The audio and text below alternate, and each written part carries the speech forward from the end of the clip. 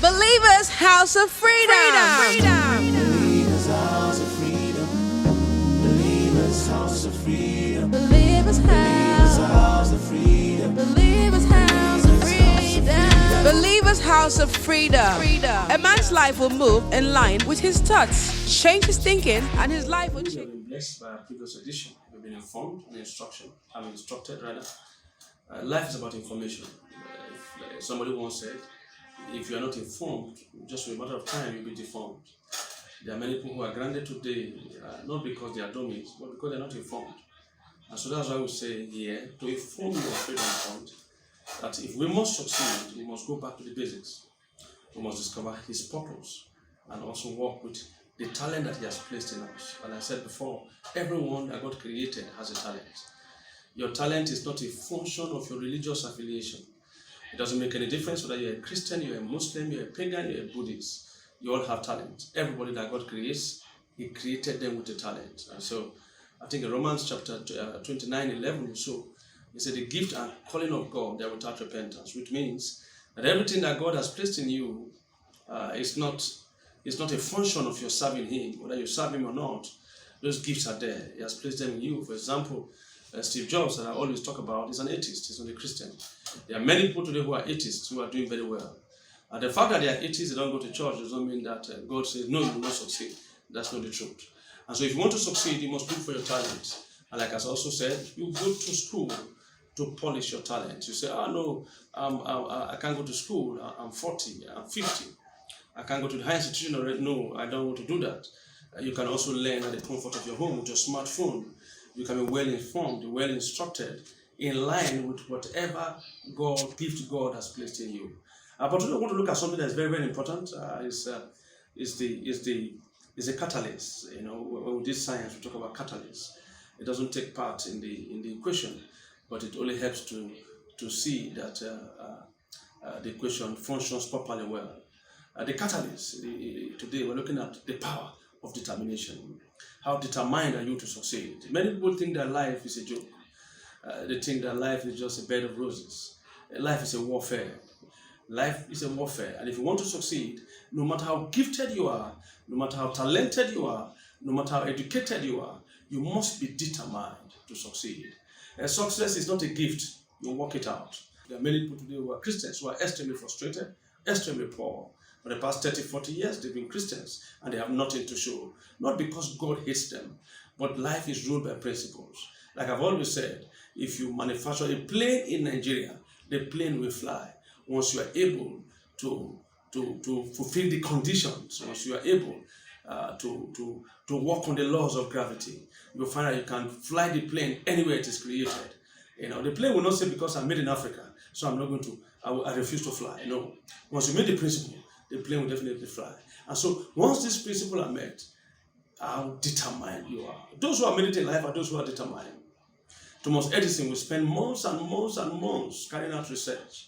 Michael Faraday spent so much time, they forget that they eat. I heard a story of Bill Gates some time ago that when he was very young, very, very young, as a little boy, he went to the basement of his house and he dismantled the electronic gadget. He was looking at it and working on it. And the mother was looking for him. The mother was shouting, Bill, where are you? Bill, where are you?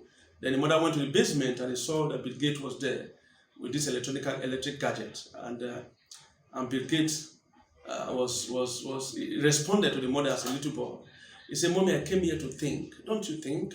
I came here to think. And now he has taught his way to greatness.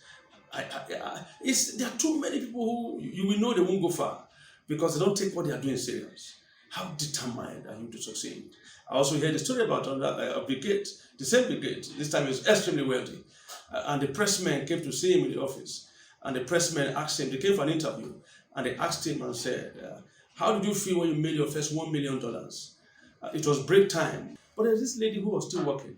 There's this middle-aged lady who was cleaning. She was a cleaner in the office. Everybody has gone, but she was still busy cleaning. She was still busy working. And Bill Gates looked up and saw that she was the only one that was still busy cleaning and working. And he called her and gave her a check of $1 million. And the woman almost fainted. And Bill Gates said, that's how I felt when I made my first $1 million. How strong and determined are you? How determined are you? Like I said, a man that rose to become extremely wealthy at age 50 plus, he said, I have not succeeded because I'm the most intelligent person. I have not succeeded because I went to the best school. I have not succeeded because I'm a prayer warrior. I have not succeeded because I'm close to the president. He said, because I've succeeded because I stay on my job longer. I refuse to quit. There are many people who never succeed because they are quitters. And quitters don't succeed. I read a story of a young boy who had a third-degree burn in the US. He was completely burned. They rushed him to the hospital. And the doctors looked at him, 3 doctors in the US looked at this boy and told the mother that your son will never walk again. And the mother started crying. The boy also cried. But when the doctors left, the boy looked at the mother and said, Mommy, I'm going to walk. The mother was looking at him. He said, I'm not only going to walk, I'm going to run. I'm not only going to run, I'm going to be the fastest human on earth. And in 1970 Olympic in Las Vegas, Glenn ran and took gold medal in a mile race.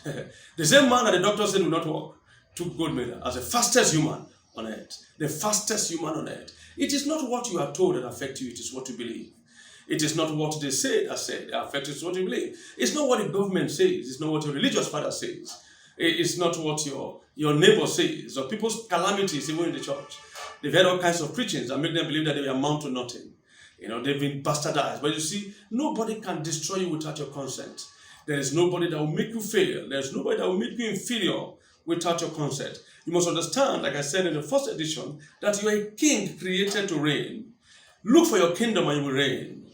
Without a kingdom, you cannot rule. The word kingdom is just 2 words put together, king and a domain. King and a domain. The sea is the domain of the fish. And so the fish is the king of the water. Underneath the water, the fish is the king. When it comes to anything that has to do with the water, the fish is the king. The bird is the king in the air. That's his domain. And so when you want to compete with the bird on air, you are making a very terrible mistake because you cannot overcome it. You cannot succeed in competing with the eagle on air. That is his domain. So the question I'm going to ask you, what is your domain? And how determined are you to succeed? Louis Armstrong, he went for audition as a little boy. He went with his friend for musical audition as a little boy. And when he got there, after he sang, the instructor looked at him and said, there's no music in you. Don't bother yourself. Look for something, my boy. Look for something to do. There's no music in you. And Louis Armstrong left there, felt bad with his friend. But as they were going, Louis Armstrong looked at his friend and said, I'm going to play music. The world will hear my name. And before Louis Armstrong died, he was a king of jazz music. He made over $2 billion singing the same thing that the jazz musicians, instructors, the teachers told him he will not succeed at. I will begin to round up now. I will tell you, it is not what you are told that makes you fail. It is what you believe and what you refuse to do. The mind is so powerful. Make sure you do everything possible to see that you guard your mind from those that tell you you cannot make it. You are not too old to succeed. You are not too young to succeed. You can succeed at any time. It's in your hand. It's not in the hand of the devil. Stay connected. Be determined. Whatever you are doing, you are a fashion designer, put your best in it. You are a mechanic, put your best in it. You are a barber, put your best in it. Go and put your best in it. You will succeed once you are fully determined to succeed. Until we meet again next week, we'll look at the power of the mind. I want you to stay strong and be prepared to rule in your kingdom. Thank you very much. God bless you.